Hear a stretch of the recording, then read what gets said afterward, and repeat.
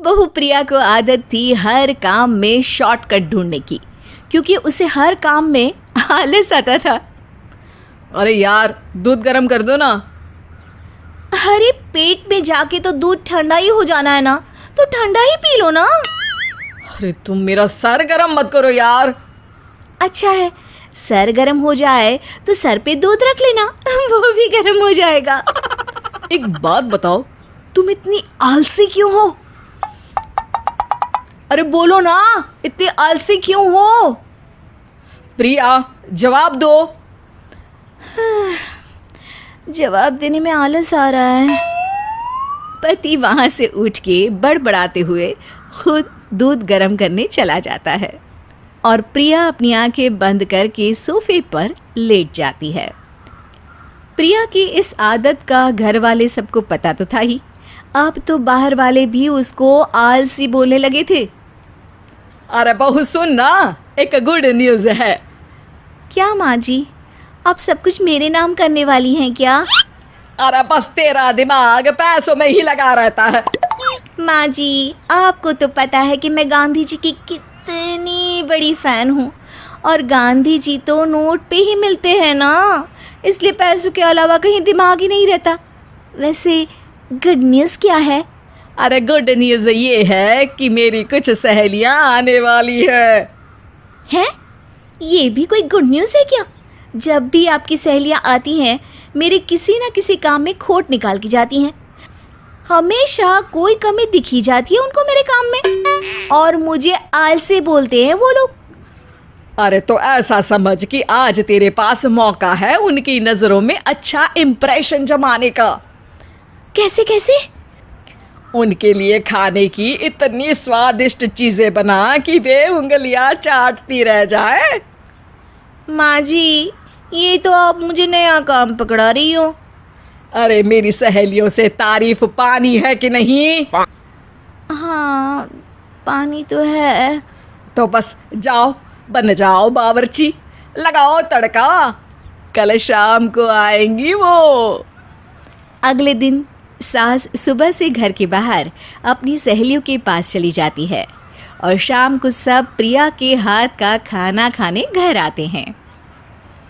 आज देखते हैं कि प्रिया बनाती क्या है। हाँ हाँ, पिछली बार हमने बोला कुछ हल्का खाएंगे तो पापड़ फ्राई करके ला दिए थे बस। हाँ, और उसके पहले जब आए थे और बोला था कि भारी खाना खाना है, तो तरबूज काट कर ले आई थी। बोल रही थी तरबूज भारी होता है ना। अरे बस भी करो, इतनी बुरी नहीं है मेरी बहू। तभी बहू वहाँ खाना लेकर आती है। पनीर कोफ्ता, भिंडी मसाला, शाही मसाला, दाल, डबल तड़का, लच्छा पराठा, मिस्सी रोटी। अरे बस बस बहू, इतना सारा खाना। अरे अभी तो और भी है, फ्राइड राइस भी है अभी तो आपके लिए, और हाँ, अरे सूप लाना तो भूल ही गई मैं। अरे लगता है पिछली बार की कमी आज पूरी कर ही देगी बहू। हाँ हाँ, आप खाइए तो। हाँ, खाएंगे तो सही, इतना खाना बना तो दिया है, अब देखना भी तो पड़ेगा ना कि बना कैसा है। हाँ हाँ, लगा ले भोग खुद को। खाना चखते ही तीनों सहेलियां प्रिया की वाहवाही करने लगती है। अरे शानदार, जबरदस्त, जिंदाबाद, मजे आ गए प्रिया। प्रिया की सास भी कमाल है, बहू को क्या जायकेदार खाना बनाना सिखाया है। अरे मान गए भाई, इतना अच्छा खाना तो हम में से किसी की बहू नहीं बनाती, और हम भी नहीं बनाते, झूठ क्यों बोले। अरे बस करो बस करो, खाने पे ध्यान दो, बोलती ही रहोगी तो खाओगी कब। ये लो, थोड़ा पनीर और ले लो। सास भी सहेलियों के साथ खाना खाने लगती है, पर बहू के साथ अपनी भी तारीफ सुनकर सास मन ही मन फूली नहीं समा रही थी। प्रिया ने बड़ी खुशी से सबको खाना परोसा, और सब ने झट से खाना खत्म भी कर दिया। राधे राधे, मजा आ गया। और थक गई खाना खाते खाते, अब बस बिस्तर लग जाए मेरा। अब तो जब भी मेरे घर मेहमान आएंगे, प्रिया को ले जाया करूँगी खाना बनाने के लिए, मेहमान भी खुश हो जाएंगे। सास खुश है कि प्रिया की इमेज अपनी सहेलियों के सामने काफ़ी सुधर गई है। प्रिया खाने के बर्तन समेटती है। इतने में तीनों सहेलियां हाथ धोने किचन में चली जाती है। तभी एक सहेली देखती है कि किचन स्टैंड पर कागज़ पड़ा हुआ है। वो सोचती है कि कागज़ को डस्टबिन में डाल दे। जैसे ही वो उसे उठाती है तो देखती ही रह जाती है। दरअसल वो एक बिल है जिसमें वो सारी चीज़ें लिखी है जो उन्होंने अभी अभी खाई है। वो चुपचाप बिल उठाकर बाहर आ जाती है और उसके पीछे बाकी दो सहेलियां भी आती हैं। प्रिया, खाना अच्छा बनाया था, सच कहूँ तो बहुत अच्छा बनाया था। थैंक यू, बहुत अच्छा लगा सुन के।